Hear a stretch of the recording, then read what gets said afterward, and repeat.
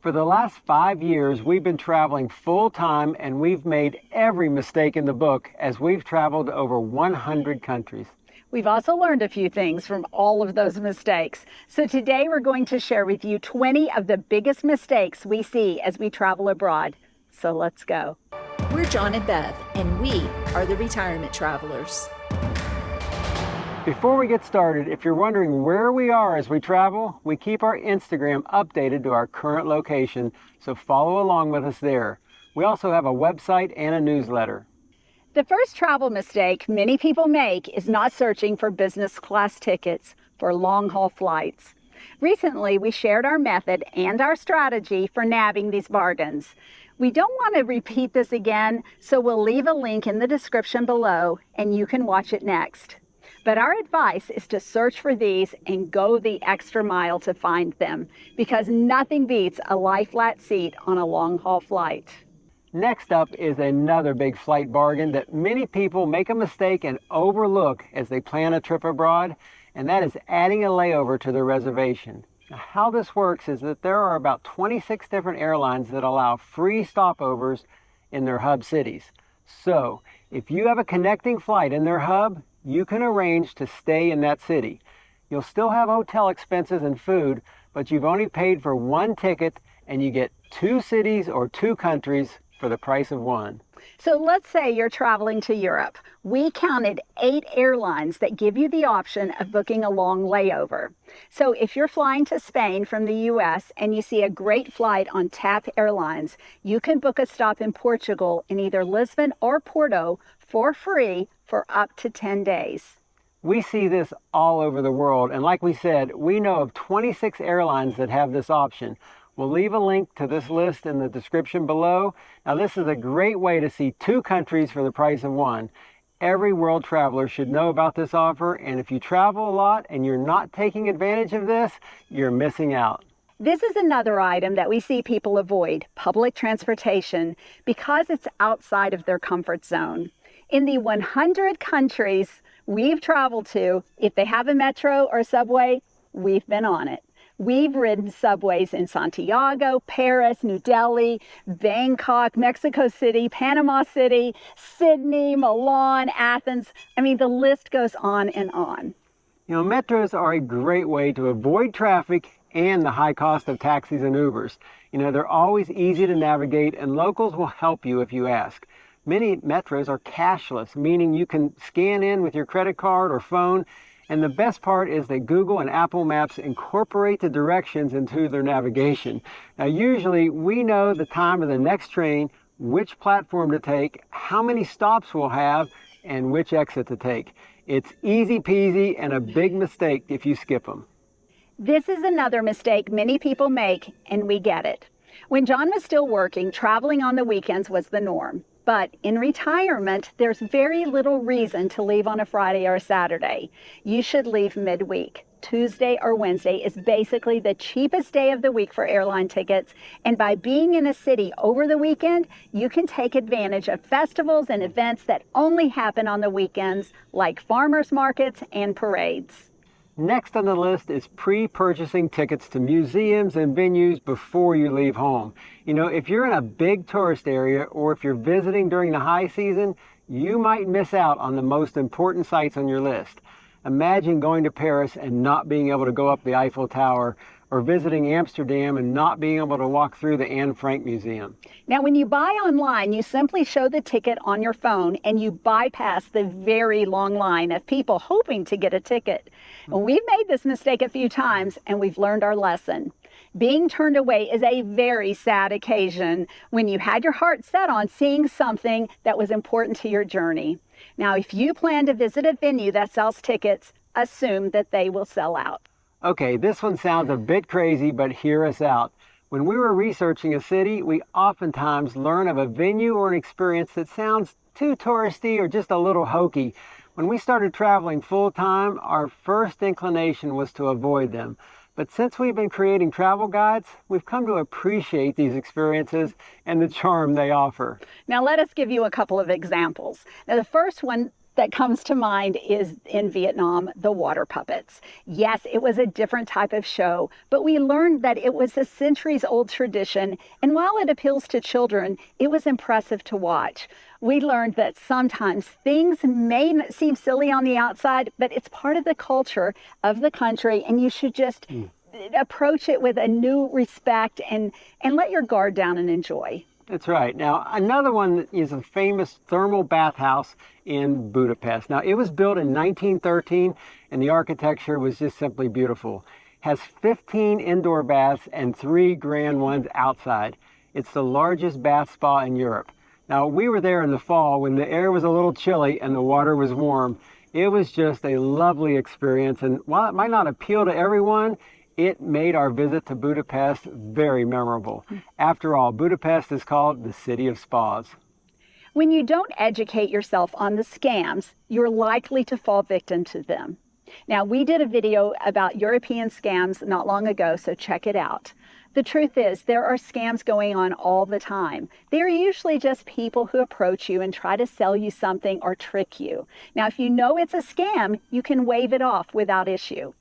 Now, after we did this video, we were in Spain with our 6-year-old granddaughter this summer, and we were eating outside at a big food market. This man just came over and reached out to give our granddaughter a bracelet.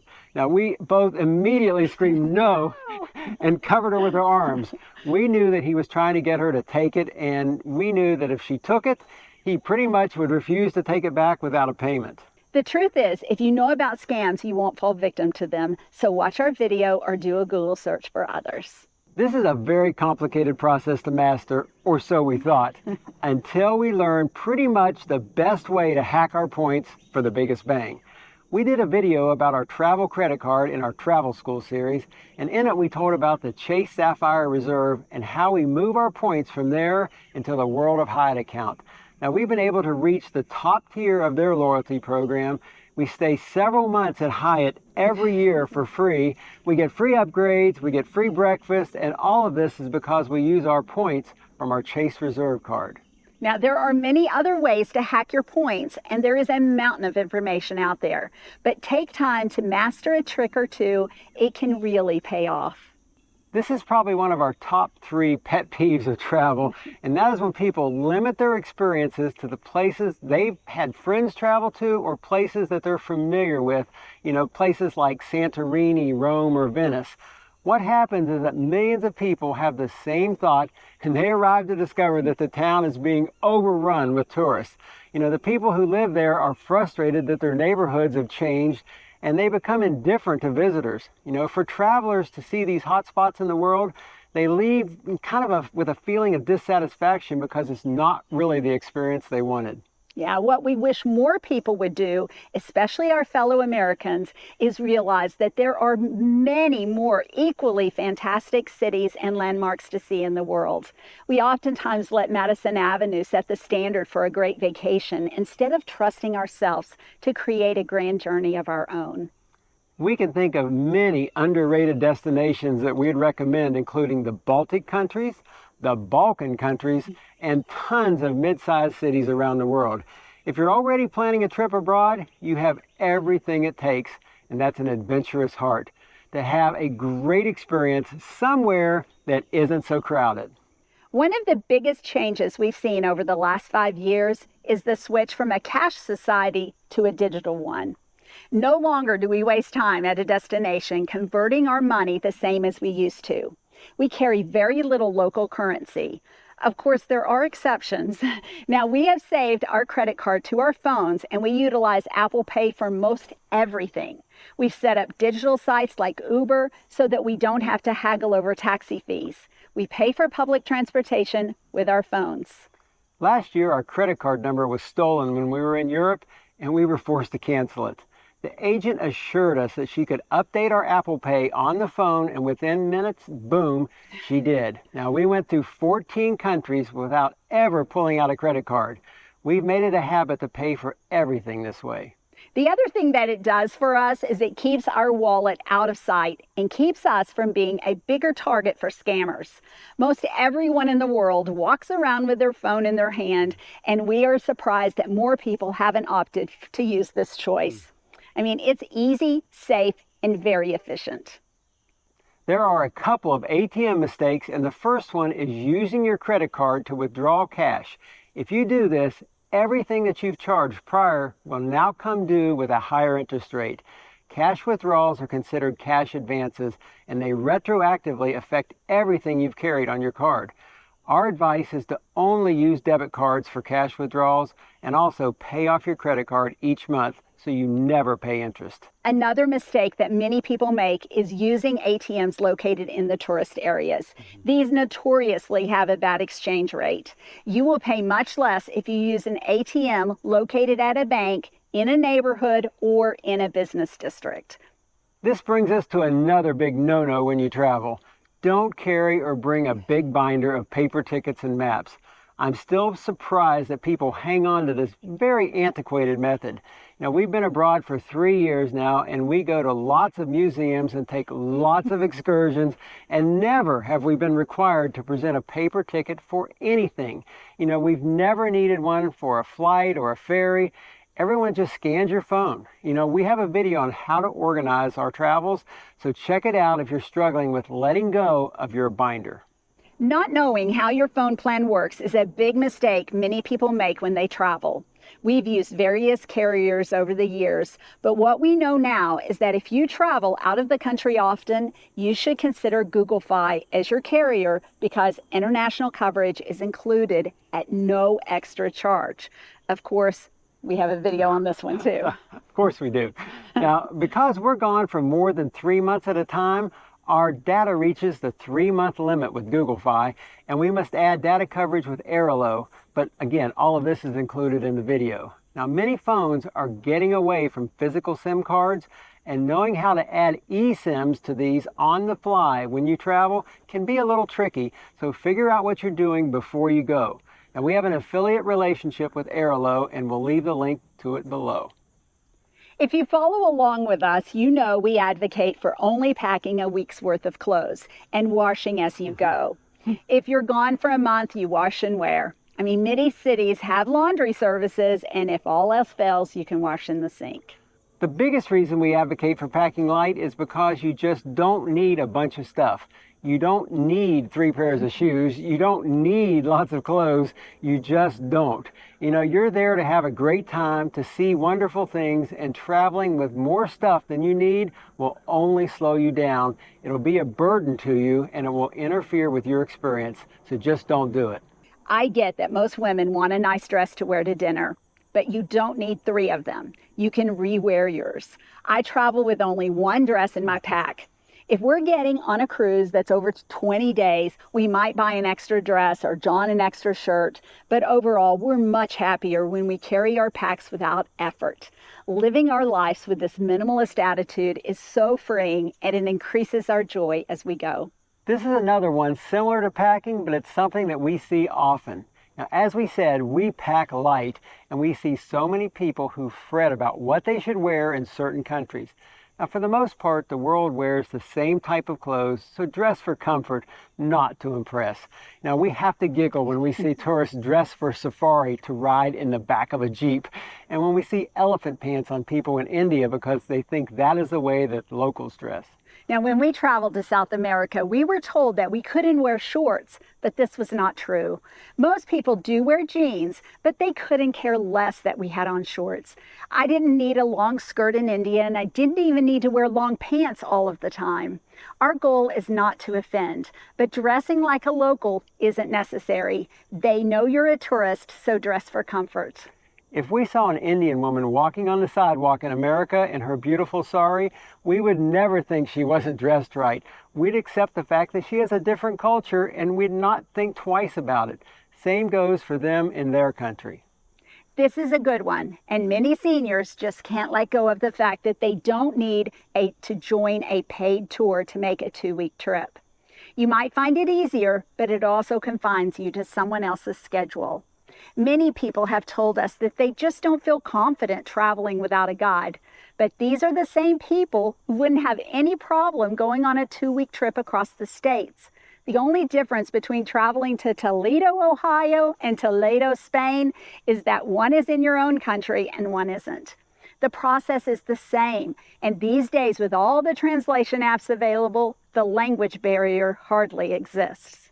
Now, guided trips are very expensive. You can travel so much cheaper if you go it alone. Besides, it's very rewarding to travel independently, and we think it's a mistake to not embrace this way of travel, at least for some of your trips.